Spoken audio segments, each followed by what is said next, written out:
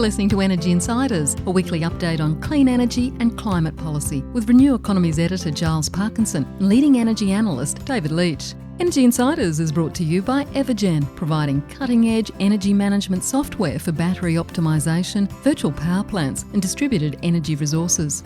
And Pylon, helping solar installers and retailers design high-resolution solar proposals in minutes. Hello and welcome to this latest episode of the Energy Insiders podcast. My name is Giles Parkinson. I'm the Editor-in-Chief of Renew Economy and editor of its EV-focused sister site, The Driven. And joining me, as usual, is ITK Principal David Leach. David, I trust you are well. Giles, I am well. I trust all our audience as well. We're having a great renewable share, which we won't talk about right now this winter compared to last winter. Record's been set, which we'll get to, but our guest this week, a great guest and one of my favourite topics, finance. Yes, indeed. And one of the reasons why we're posting this podcast one working day later than we normally would was because it was subject to an embargo, because the Clean Energy Finance Corporation has just released its annual investment figures. It's embargoed until Monday. We did catch up with Ian Learmonth, the CEO, just before the release, on the understanding that we hold the interview until the public release of the information. And this is what he had to say. Ian Learmonth, welcome back to the Energy Insiders podcast. Nice to be back. It's been a while, actually. You've pointed out, but your 2024-2025 investment data has just been released, and this seems like a really good occasion to talk to you. It's been a big year for the CEFC, record amount of commitments. I'll give you a free kick first, and you can tell us what you've been up to. Yeah, thank you for that, Giles, and lovely to be here on the podcast. Yes, very big year for the CEFC, the financial year 25, with a record commitments over the course of that period of 4.7 billion, so really very substantial. And why is that? Well, a significant part of that 4.7, 2.8 was related to commitments through our Rewiring the Nation fund, our transmission and beyond fund, which some years ago the government appropriated 19 billion for us to make investments in transmission across the countryside, and last year we reached contractual close on HumeLink and the New South Wales side of VNI West, as well as financing 750 million for Central West Arana, the renewable energy zone. So that obviously contributed substantially. But besides that, there was still a vast number of transactions across the rest of the portfolio, right across renewables, natural capital, household energy upgrades, and so on. And the other exciting thing about last year's record results was the kind of the amount of leverage with the private sector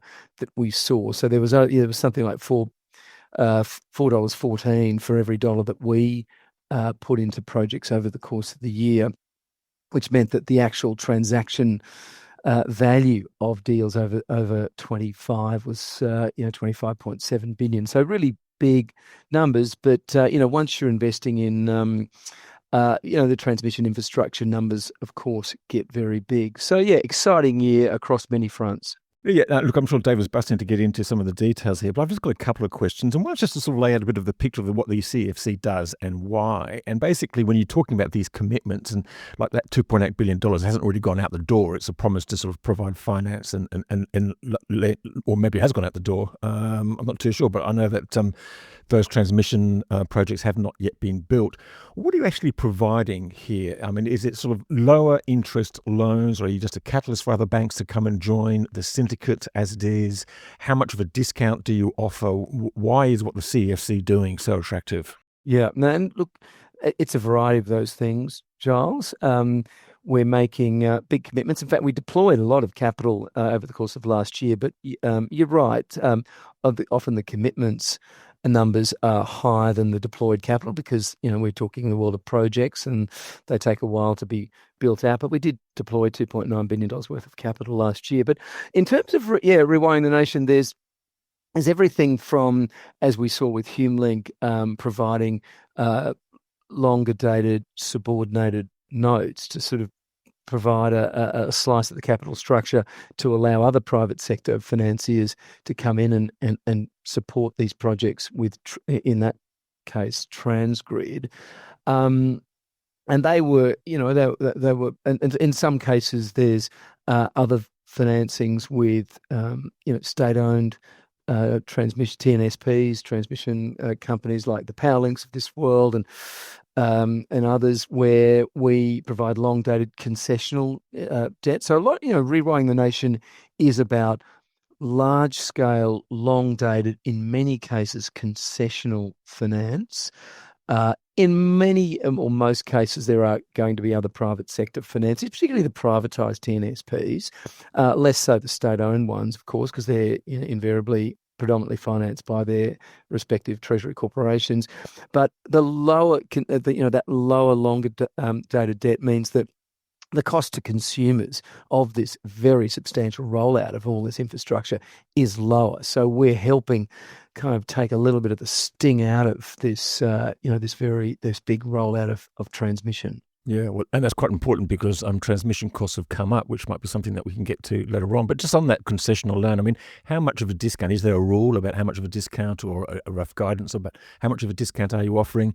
And then maybe just to clarify, I mean, presumably you are still making money on that, but probably a lesser return on investment than, say, a commercial bank might expect. I reckon, Giles, reading the annual report, specifically in respect of Rewiring the Nation, that's the chairman, Steve Scala, who wrote an excellent introduction and should be looked at, pretty much said in respect of the Rewiring the Nation that they were happy to just get their money back more or less and not look for exactly the same rate of interest as a commercial return would get. But I'm still Ian might have a completely different interpretation. No, and I think that's a good high-level summary, David. The investment mandate that's been provided to us that sort of in some ways regulates the return aspirations for Rewiring the Nation says, get your money back and cover your costs. So that's a pretty low hurdle. That's, obviously substantially below what any private sector financier would provide on these projects. But it varies. In some cases, we're lending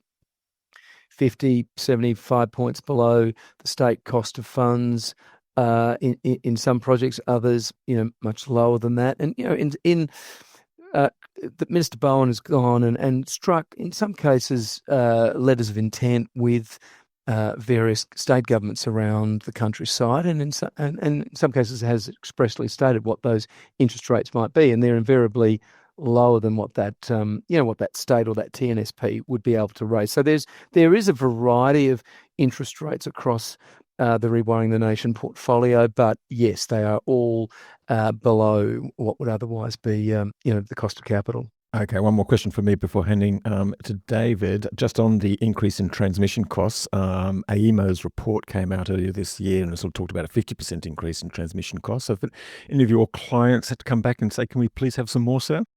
Look, there's, yes, look, that's kind of been an ongoing issue, is the the kind of inflation and the various cost increases around infrastructure, and in some cases they've been acknowledged and factored into the price upon which we've come into some projects, and there've been others.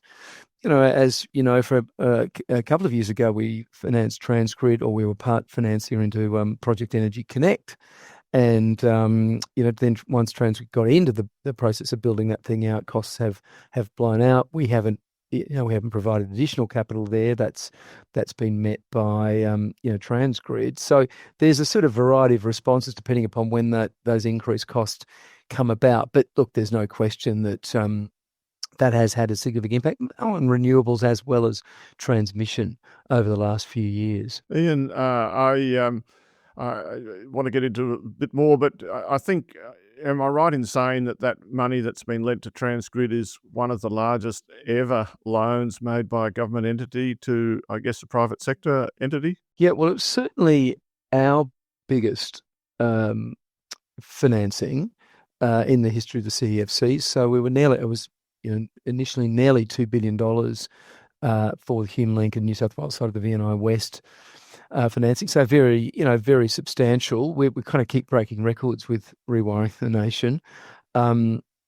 because of just the sort of the nature of what we're dealing with. But yes, I don't know whether there's been another government-owned financier that's beaten that, but we're right up there in terms of. I think it is. Someone told me that, and I was not to worry. It doesn't really matter because with inflation and stuff, new records are always going to be set in the dollar amounts. I guess the question that interests me more is in the sense that my understanding that in the financing of FumeLink, Transgrid went around to a lot of places and couldn't find any super funds that really wanted to invest in it.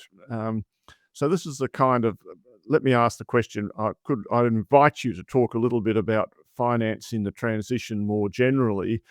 About 2/3 of the wind and solar utility projects are foreign owned, and it's the Rewiring the Nation Fund exists, I guess, because there is a lot of big transmission funding to be done. And it doesn't seem to me that the super funds are rushing to step in. They have their own difficulties with the My Super rules, or so I've been told, and the return that you have to get on that. I just wondered if you could comment broadly about the 75 billion or so that I can see to get to the 80% renewables target. When you think about the money, where it's going to come from, is it going to come from super funds? Is it going to come from CEFC? Is it going to come from offshore or the Australian private sector? Yeah, look, it'll be a combination of areas. I mean, we've got 19 billion, as I said, and already, a number of billions been allocated to various deals. So we are a significant player, but we're not the whole answer to this thing. We're trying to use it in catalytic ways to unlock other financiers. And in some cases, you look at Central West Orana, which was, the ACE-RES private consortium building out that infrastructure. There's a very large syndicate of banks coming in there. We provide 750 million of concessional debt into that one, and private sector banks kind of came into that. If you look at Transgrid, again, we put in that intermediate slice. In came other banks above us. One of the problems with the super funds, of course, as you say, they've got regulatory constraints. They need to make their market return. They need to have the right degree of liquidity. They have, they might have very rigid security arrangements. So they want to play a role, but I'm not seeing them play as significant a role as we'd like. I mean, of course, the other big financier are the states as well. You get, even though we have done a couple of financings with people like Powerlink and Energy Co, a lot of the rest of the capitals, particularly up there in Queensland, is coming from Queensland Treasury down through QTC. So yes, it's private sector, CFC, and other state and federal government. So there's a whole raft of financiers and investors coming into this thing, and then you've got international capital. Transgrid, of course, predominantly owned by sovereign funds, offshore super funds. So there's a lot of players. There are indeed a lot of players, but I couldn't help be struck when I looked at it. And again, this is just seeking your thoughts about this. It's way out of scope of what we might have talked about. But I mean, the super funds have got like about $2.5 or $3 trillion now, and they've outgrown in my opinion, the Australian market for equities, and that's why you see them investing a lot of their marginal capital offshore. But they don't seem to have a way, or there doesn't seem to be the vehicle or the easy way for them to direct money in the way that, say, if it was funneled into something like the CFC. And I'm not for a moment suggesting that the super funds should go through the CFC, but there doesn't seem to be the equivalent for the super funds to put money into that could then, invest the money domestically rather than internationally. And other than that, and a lot of this equity as well as the debt's got to be raised in the next 3 or 4 years, because that's when we've got to finance 20 gigawatts of wind and solar projects, never mind the transmission. Does seem like we need to get on our bikes. Yeah, look, that's true. I mean, you see pockets of it. I suppose IFM has been a vehicle to draw in industry super funds money for that infrastructure sector, and it's obviously been a very successful fund manager. But yeah, there is again that gap between the needs, particularly the needs for liquidity that would have imposed upon a lot of the super sector. That if they're providing 20-year inflation adjusted loans, they might not feel that's got quite the right amount of liquidity that they need to meet the the various MySuper rules. So yeah, look, it's a big task. 100, I think, if you include storage, transmission, wind, solar, above to 2030, it's probably we've seen a figure like 170 billion. So it's all up. It is a big number, and we're playing our role. We're trying to take that first loss or that longer tenor to see if we can unlock the rest of the the capital out there. And are you, when you look at it, and are you confident that the capital, and I'm particularly thinking of the equity, I kind of always think the debt will be there eventually, because the projects are always structured so that the debt guys can get comfortable. But you comfortable there'll be enough equity? I mean, it is a relatively short window to get a lot of this financed, isn't it? Like the CIS contracts are getting rolled out every 3 months from here on for a while. And the size of individual projects is getting bigger on, the average wind farm now is probably a gigawatt rather than, 100 megawatts. And so the number of people that can front up with, $1 billion of equity in a $3 billion project is a lot smaller, isn't it, really? No, it's interesting. Yeah, that's right. Because there's a very big difference between what's happening in the, on the grid side, which is predominantly a regulated asset business, isn't it? You've got once you're in the RAB, you've got visibility on your cash flows. Therefore, you can then introduce lenders into it. Whereas out there in wind, solar, storage land, we're not in a regulated environment, so you've got a different levers, different elements to it. And look, you're right. There's been certainly after the last 5 or so years, a lot of those smaller players have either sold out, been rolled up, stepped out of it, and increasingly you've got these big, in many cases offshore, the Neowens, TAG, BlackRock, Octopus, players with Squadron coming in, and who have those deep pockets that can provide many hundreds of millions of dollars worth of equity that which is a bit unlike, remember the early days of wind and solar, a lot of smaller independent developers, sponsors, but increasingly it's big players. It is. It's just interesting, and as I keep saying, super funds have got deep pockets. They certainly have the capacity to be players at that scale, at least in my opinion. But one sector that doesn't, we're so far around. Ian, I wanted to talk about the role of gentailers, but it's too much speculation on your part. Could we just come back and maybe look outside of the big transmission and even the wind and solar and battery finance? CFC has a number of other funds for like household projects and hydrogen. What's been going on in those spaces? Yeah, and look, all sorts of interesting things. So yes, we're going to further $1 billion from the the prior Albanese government to invest in household energy upgrades, and have already over last year we committed a further 300 or so million across 4 transactions to unlock. There's a matching requirement with the household energy upgrade fund, so a sort of dollar for dollar upgrade. So that translates to about over 600 million of green loan products for home loaners. So that's going well. We work with people like Westpac, CBA, Plenty,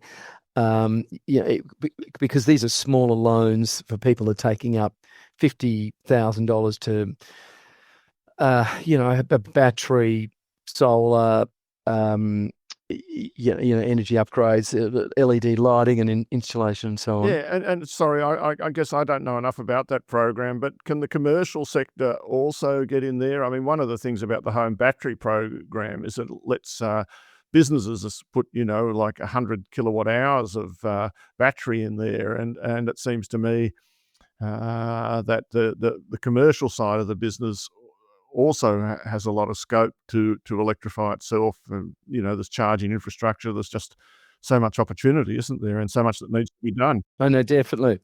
And we're very active in that space as well. It's not technically within the scope of the HOOF, as we call it, Household Energy Upgrade Fund. But yes, you're right. There's,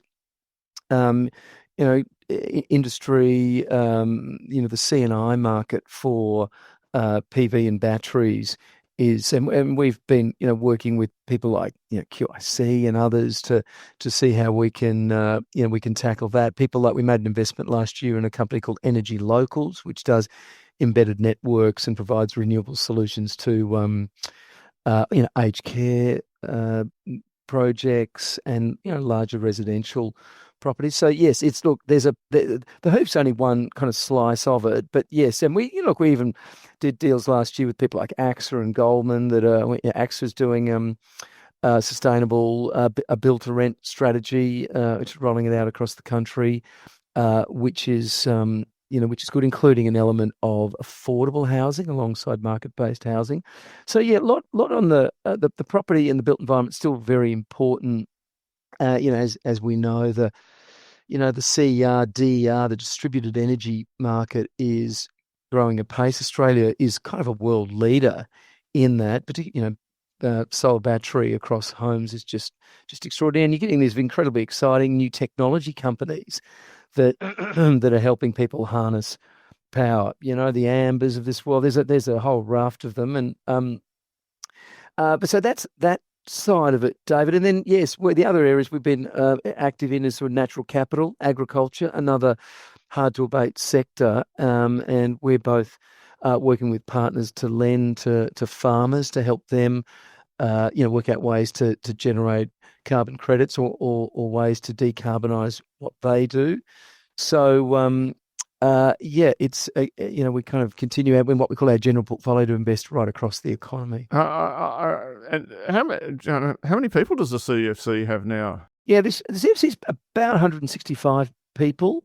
And so it's still pretty small, really, for such a big institution, or so it seems to me. Yeah, look, I'm pleased to say that. We're 33 billion and we've got about 165 people. And well, the other thing, people might sort of compare it to, what would an equivalent super fund with that amount of money, how many people would they have? But we're very different in the sense that we're very actively involved in all our transactions. We don't sort of outsource investment in a way. I mean, we make investments in funds, but we're working early on with borrowers, investee companies, particularly borrowers, I guess, to craft how how our loan might look, where it might sit in the capital structure and so on. So there's, about half of the organisations involved in that, going out there, finding deals, implementing those deals. So it's, it is a bit of a high touch organisation, but yeah, I think we're, doing a good job and we're pretty efficient. I'll hand back to Giles after this one last question, and that's about the hydrogen side of things, where there's a specialist fund. Now, hydrogen's been on one of these typical cycles, if you ask me, where it went from nothing to extremely hopeful and everyone had huge projects to now the kind of depths of despair. But meanwhile, there is probably a need for green hydrogen at some level. We just don't really know what the level is. How are you actually finding the investment climate for the stayers in the hydrogen path? Yeah, look, it certainly is a challenge. We have allocated, the government gave us a direction to allocate 300 million to what's called the Advancing Hydrogen Fund. A couple of small transactions in there. Didn't do a lot in hydrogen last year. We still stay very active in the sense of staying close to all the the proponents out there, and great that Arena have made their announcement about with Murchison their 850 million over 10 years production credit. So I think important Australia stays in the hydrogen game, keeps that optionality, doesn't walk away from it. So there are a handful of players still powering on, but look, it has had its challenges. We've kind of also been working a lot in our low carbon liquid fuels sector as a sort of an adjacent activity. We kind of hydrogen and biodiesel and SAF and all those other alternative fuel sources we have in one team, which is doing a lot of great work. And we put out a paper or a study on that a couple of weeks ago. It's definitely worth having a look at, and which I guess highlights the big opportunity that Australia has because of its natural kind of attributes, but it does need some regulatory support for it to really to take off. So look, I think it's a medium term game, the world alternative fuels. Yeah, I've got a few questions. Ian, my first one's just going back to the banks. You've supported them with sort of some of their financing schemes, and some of the sort of the household products and things like that. I'm just sort of kind of these are big organisations. They've got multi-billion-dollar profits each year. Why do they need your support? Well, it sort of comes about as we're tapping into their origination capabilities. So we'll go down to the Westpacs, NABs of this world, and say in the case of NAB, they've got a very big agri business, have contacts with relationships with thousands of farmers and so on. And so we will then work with them and say, well, what about we provide you with a concessional wholesale slice of debt? We'll lend it effectively to NAB, but you have to use it to go out and use your origination capability, go out to farmers out there and only provide this this concessional loan to that farmer if they're doing the following things that comply with what we're getting them to do. So it's not so much a case of just giving wealthy old Big Four bank money. It's about leveraging their access to client base. So we reach the mortgagors there and help green up homes. We're reaching farmers through banks. We're reaching the EV financiers, providing support in that regard. So yeah, I think it's a great partnership that we've got with these players. So greasing the wheels, as it were, is that the sort of same sort of thing that you made $100 million commitment to, I think, Wesfarmers a couple of weeks ago for Bunnings and its rooftop solar and its EV chargers and things like that. But that's a big company, also well down the path of actually doing that. It wasn't as though they'd been asleep at the wheel and not done anything. Yeah, there was still more work to do there, and we worked hard with them and pushed them to make a number of commitments that they weren't necessarily had been prepared to do prior to that. There's a significant uptick in EV charging in locations that is part of the package. So again, on the face of it, yes, big corporate, on a trajectory, but we often, from time to time, find that we can work with these players and kind of leverage off them as well. People kind of sit up and listen. They go, "Well, Wesfarmers doing that, Bunnings is doing that. We need to match that. We need to do that." So there's a sort of a ripple effect as well. So we think long and hard about that. And we know there was a few kind of ripples out there, but not concerned by that. Yeah. Let's get back to big renewables, wind and solar.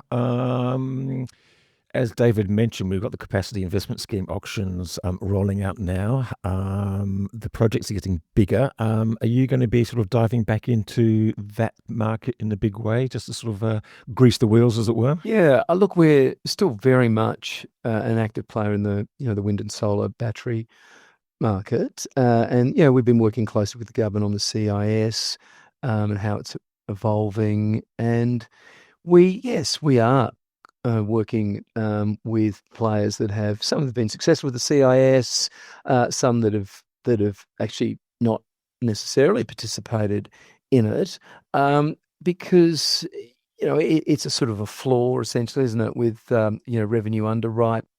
It's still maybe a very large transaction. There may be other risks in it that banks are concerned with, where we can kind of step in and play a role. We can adjust our interest rate if it's going to help with address certain issues. We continue to be creative and flexible with the renewables sector. So I don't think for a moment that the CIS magically diminishes our role in the renewable sector. I mean, it's great that it's there. We very encouraging and applaud that particular initiative. But yes, we'll still need to partner with that sector. And just about the task of getting to the renewables target or the net zero target. We've got a net zero target of we've got an emissions target of 43% by 2030. We've got a renewable target of 82% by 2030. We hope we've got a very bold, or at least an ambitious emissions target of 2035 of at least 75%. Some people are saying we should be by net zero by 2035 rather than 2050. How confident are you we're going to get to achieve what it is that we need to do now? Yeah, 43%, 2030, 82. Well, let's maybe starting with the 82%. There's a lot of work that needs to be done to reach that. I mean, part of it is building out the transmission to capture the renewables to get us to that level.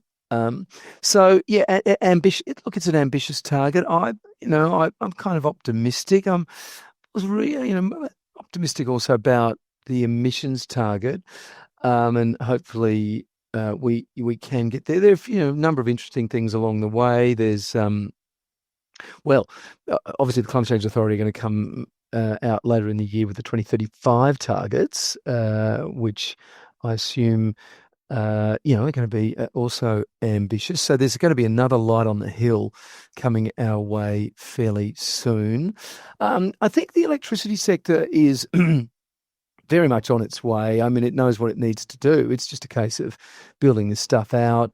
It'll need support, things through things like the CIS. There's some challenges around the inflationary pressures that have come about with transmission, and the cost of building out wind isn't kind of what it used to be. So I think we'll hopefully we'll get close. There's a few interesting things further down the horizon. I guess the increase in loads that might come about through AI data centers was probably something to think about from the post 2030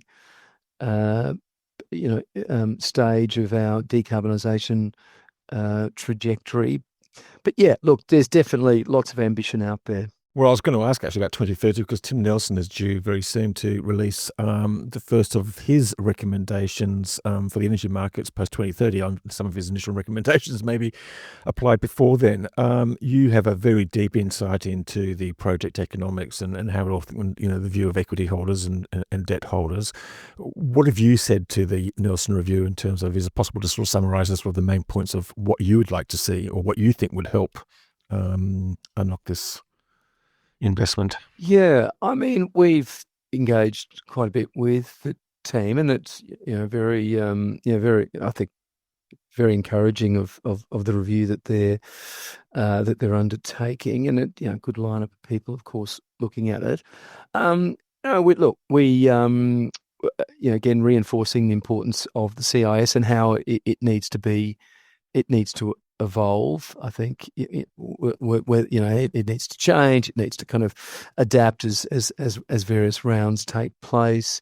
Obviously, one of the other big conversations with that review is the capacity market. Whether storage, is it time in the NEM to start introducing a capacity market to ensure that there's going to be enough storage built out, because increasingly, PV and storage is becoming the lowest cost form of energy in many respects. So we've had a number of conversations about that particular issue.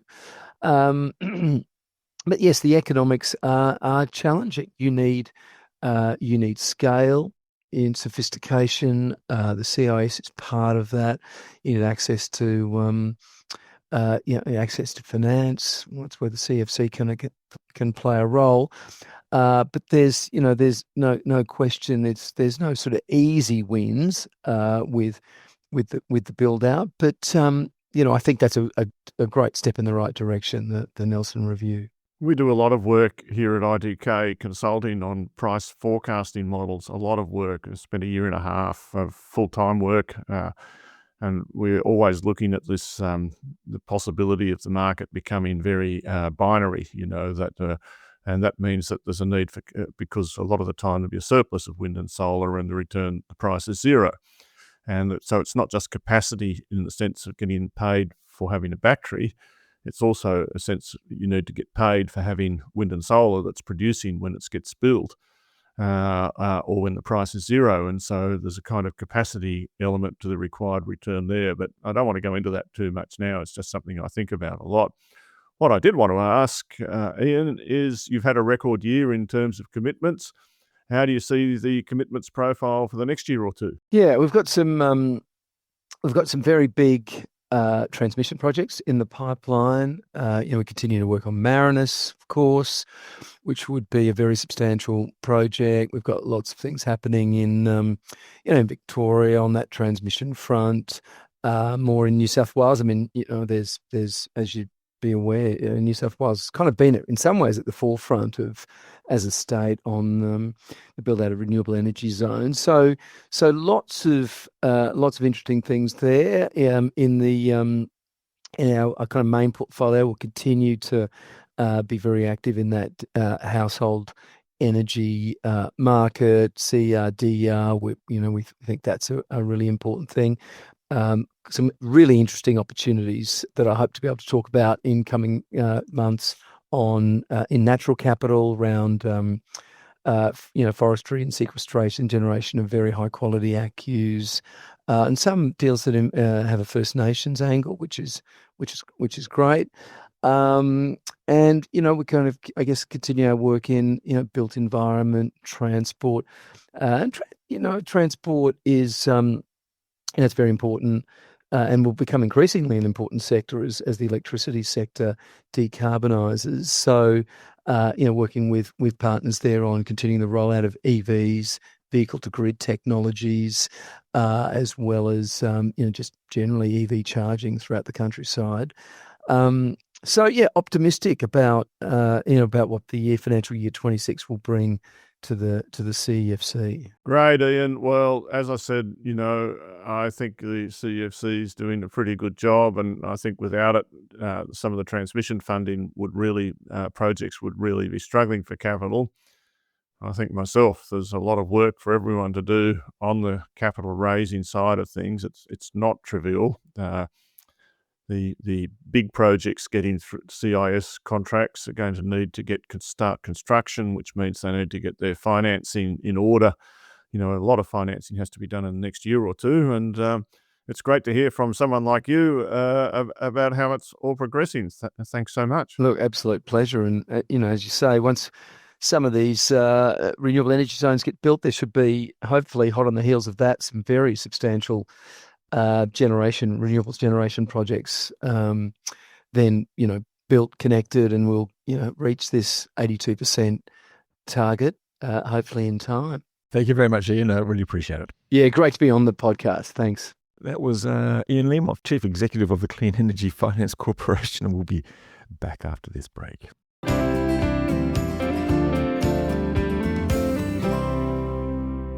You are back with the Energy Insiders podcast. My name is Giles Parkinson, and I'm joined as usual with David Leach. David, it's pretty interesting. I mean, look, a big year for the CEFC, but it really had to be, particularly given its transmission responsibilities. Although a lot committed in transmission, probably not that much spent yet. No, and that's the point. Where the transmission needs to get spent, money needs to get spent, and the CEFC, I'm sure, and everyone else in the finance industry is going to get busy. To get to 80% renewables, we've got the 1 gigawatts of new wind and solar, and if you use a number of 3 million a gigawatt, it's not quite that much. That's like 66 billion add in the transmission and the batteries, and that's the money we have to raise and get spent and get deployed. And maybe say a third of that is equity. So there's, if we say the whole thing's 75 billion, then we've got to find $25 billion of equity over the next year or two, which actually is not, as the CEO Steve Scala himself said in the 2024 introduction annual report, the chairman's statement, a very good read, as I mentioned in our interview.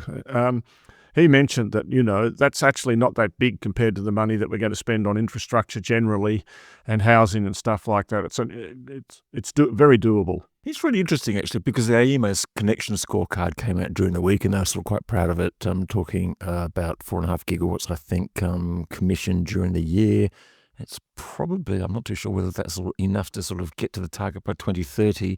An awful lot going through the registration process and in the building process and the connection process and the commissioning process. So the numbers look good there. But what I'm just imagining, because particularly because some of the projects will have to wait until sort of transmission is complete in 28, 29 and 30, we're just going to have this absolute sort of train crash of gigawatts and gigawatts trying to connect in the same year. So we've got a lot of things to happen before then too. But to start with in the Arana zone in New South Wales. So it's funny how. For a while, New South Wales was getting criticised as being too slow and having to go back to the beginning and get all these REZs right. But thanks to the fact that we've had not just Matt Keane, but also Penny Sharp, the whole process is actually proceeding very steadily. According to my favourite analogy, the Australian cricket 50-over match old style, where, the openers get in and play a straight bat and don't lose any wickets, and then we gradually accelerate. When was the last time you saw a 50-over match? About 1967. I quite like what Alex Wanhouse said in a couple of episodes ago.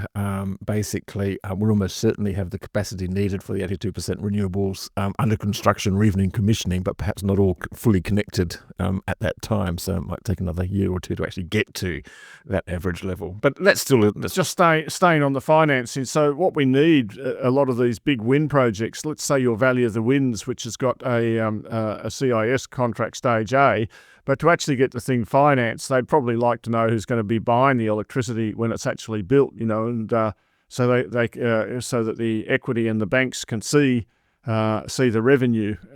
And the same with the Liverpool Range wind farm, another gigawatt or so.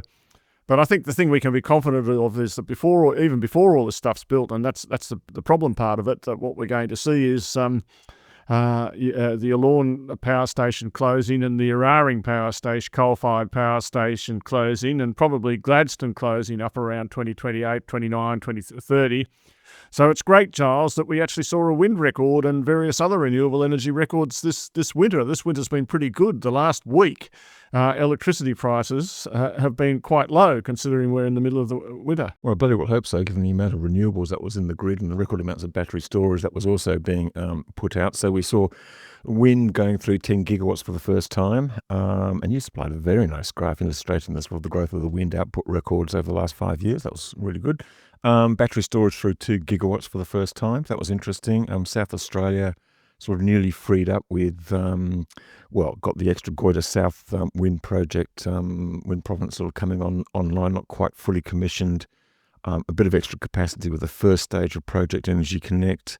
There's been wind and solar records in Queensland, thanks to 2 new wind farms up there, Clark Creek and McIntyre, and pretty good solar conditions. I think the Wambo wind farm's just about to enter commissioning as well, isn't it? Or am I wrong? Well, you're ahead of me on that one. Sorry, I can't keep up with them all. There's 98 wind farms on the grid now. I can't remember them all, but quite possibly, David, quite possibly. And the other big news, just before we move off what development, is that we saw that the new people are vying for the New England transmission contract. I mean, I must say, if you went to New England half the time and listened to people who listened to Barnaby, you'd think it was never going to happen.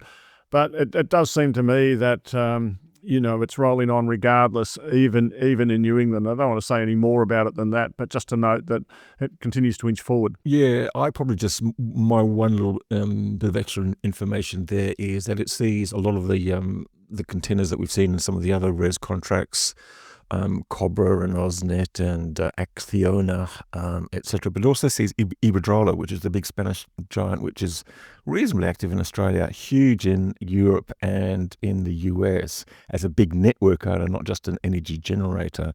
And this, I think, was its first stab at network ownership or construction in Australia. So that's interesting. And Giles, moving on, you've given me a segue. Is that the word we use? Because you were mentioning these names, Iberdrola and Acciona, And it's a big week coming up for conferences and stuff, and we've had a lot of noise, even in the AFR, about the Clean Energy Council, haven't we? And the fact that we knew, you and I and everyone else who reads the stuff, that when they had these contested board elections and the heavyweights took over, that there was going to be a lot of change coming through the CEC, didn't we? And now we're starting to see. But we still don't really know what the implications of that are going to be. No, we don't actually. There's a bit of concern in some quarters about the sort of the dominance of the big players. I guess you could call them that.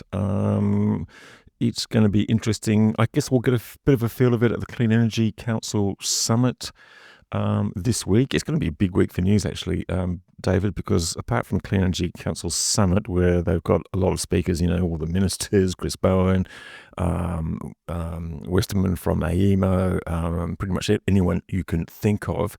We've also got the GenCost report from the CSIRO and AEMO coming out on Tuesday. We've got the ISP scenarios report coming out later in the week. We've got the QED from AEMO at the end of the week. I know you don't get excited about it, but I do. We've got the Tim Wilson Energy Markets first instalment. Now, might not be this week, I'm hoping. Tim Wilson, Tim Nelson, or did I mishear? Did I say Tim Wilson? Oh, dear. There you go. My apologies to Tim Nelson. The Tim Nelson. Or maybe one day Tim Wilson will do an energy markets report. Who knows? Tim Nelson's report is due out. So there's going to be quite a lot to absorb. Look, just on some of those other projects that we were talking about, the wind project, and I think you sort of mentioned this, sort of discussion beforehand. There's a lot of court cases flying around at the moment. There's one with ACEN's Value of the Winds project, which is the biggest winner of the first CIS contract. So that's got a court battle coming up from some locals. The compressed air, advanced compressed air storage project in Broken Hill is facing a legal action from the owners of some dark skies business like to do astronomy. They've had their site right next to a mine for the last 20 years, but they don't like the idea of having it next to a compressed air storage cavern. And the Baillieu family, one of the cousins has got a bit of land and doesn't like the idea of another wind farm. Even though he doesn't live there. I mean, one of the things you find out about this, I found out when I visit New England, is half the bloody sites that are contentious are owned by some person in England or America or something, or some person in Victoria. So that's kind of interesting. And what struck me about... Yeah, no, sorry, I'm going to interrupt there, Settle David. What was really interesting was that the Daily Telegraph was making and the Sky News was actually making a meal this week of the fact that one absentee landlord was actually putting on turbines this week, and they thought that was an absolute horror. But they don't seem to mind when the absentee landlords oppose them. So even when they are well wanted within the community. So there you go. And this is the thing that I think, if you stand back a little bit, that it's not amusing, but... in general, for development, whether you're pro-renewables or pro-coal, what you're going to find is someone who doesn't like your development and is going to be taking you to court. So you've just run through a list of renewable projects that are running into legal issues, but equally a coal mine expansion in the Hunter Valley was an appeals court said that the process hadn't been properly done and climate change hadn't been considered. I haven't got the legal issue exactly there right, but I mean that was a big win in one sense, and shows the increasing power that climate change is having when land and environment court decisions are made. And we also saw the United Nations, I think it was, making a legal position on this as well, to the extent that they can. So my point just generally is that, it's easy to take sides on this, but the bottom line is that all developments are going to face legal cases going forward. Yes, which is not particularly helpful. Ripping through the rest of the news, household batteries, Bunnings. What an incredible success. What an incredible success. Well, we did discuss it, we did predict it here, but it's sort of come out in the wash that, well ahead of, I guess, everyone's expectations, and doing the other thing that we talked about here, leading battery prices themselves to come down even without the subsidy, because all of a sudden all the installers are suddenly realising that if they don't get on board and start competing, someone else is going to be getting all their business. It's just like solar panels, and so we're getting underlying battery prices falling. together with the, $350 a kilowatt hour off or something. Now, the money for that will run out, but the fact is that a lot of the households, the government's providing a third of the money from someone else's taxes or something, but, 2/3 of the money has actually been spent by the households themselves, and that's going to have some fairly profound effects on the household sector. Not all of which will be positive, for everyone. I still struggle to see what's going to happen to retailers in that. But what we are absolutely noticing is that everyone's talking about their retail bill and pointing out that their fixed daily connection cost has gone up. And there are even policy recommendations that that part of it the cost of being connected should go higher still, and the usage charge should go down. Now, we've discussed this a little bit before, and we pointed out that in one sense it's very regressive to people like pensioners who don't use any electricity anyway, just like some person with a solar and a battery, but they're still having to pay a big cost just to be connected to the grid. I don't know what the answer to all of this is. For me, I want to get that fixed connection cost buried into the purchase price of the property where it could kind of disappear. Well, look, that's an interesting idea, actually. I think if you're going to have a higher connection cost, then you've actually just got to sort of change the whole sort of regulatory environment and let the networks actually go in and do more and provide more of those services, those integrated services for you. Because at the moment, they're not allowed to play boo with anything, sort of EV chargers or batteries or anything. They might be best placed to do that. That's what happens in the rest of the world. That's why the rest of the world, despite the fact that Australia leads on rooftop solar installations, is actually behind the UK and places in Europe and even parts of the US, because we don't have that sort of vertical integration. And look, I've been sort of on that case for more than a decade now. I'm not too sure how much traction it gets, but certainly two very entrenched views on either side of that. So it's an interesting discussion, and I'll be fascinated to see what, if anything, Tim Nelson has to say about it. And Tim Wilson too, for that matter. I do think EVs, household batteries, but I do think there is a role for batteries to be reserve sort of things. I think there's a role for governments and maybe networks to own batteries that are simply not used to go into the market except when prices go to a very high level. And I think that you could get more bang for your buck in reducing consumer bills by cutting down those times when prices are over $1,000. That's 30% of the average cost of an electricity, the power component of it. 20 to 30% of that cost comes from about 40 or 50 or 60 or 70 or 80 hours a year. Less than 1% of the hours where the price is over $1,000. To me, it's something, an easy win, but something like a government state-owned electricity generator or retailer like in Victoria to invest in a reserve battery that just sits there and does nothing except when prices are very high. I think that's a really good idea, because I think one of the things that will come out in the QED is that some of those prices are being driven by the usual suspect, which is sort of pumped sort of hydro and gas, but also battery storage. We've seen that in previous reports, and I suspect that we're going to see it even more in this report. And it's the high price. It's not bad to have these high prices. I keep saying that's really important, and I think AEMO has allowed the maximum price to go up over the past year again, because it's the AMC. That's right. It's gone up to about $21,000 now, isn't it, or $20,000? Yes, AMC, because that's the signal that investors need. I mean, I think in South Australia in the last 12 months there was something like $500 million of revenue to generators that were able to provide power when prices for those 90 hours a year, when the price was over $1,000. So the average, anyway, we can talk about that some more, but it's very interesting. That $500 million of revenue, I estimate a battery that could have supplied every one of those hours could have earned about 6 times as much as it actually needed to justify the investment. So I think there is room for more supply, and those high prices are sending the appropriate investment signal.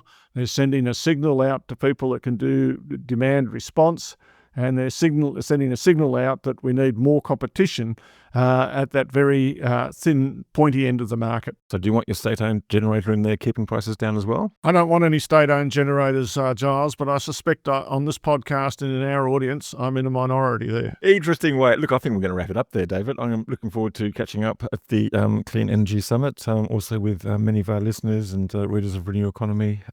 We shall be there. The whole team, I think, will be there. at some point or another. So it should be interesting and very busy. And look forward to catching up then. David, thank you very much. No doubt our sponsors will be there as well, won't they, Giles? I'm expecting so, David. I'm expecting so. And thank you to Evergen and Pylon for their continued support of this podcast and some of the ad hoc sponsors as well. Thanks to our listeners out there. Thanks to Ian Learmonth from the CFC for joining us. Thanks to you, David. And we'll be back with another episode of the Energy Insiders podcast later this week, as it turns out. Bye for now.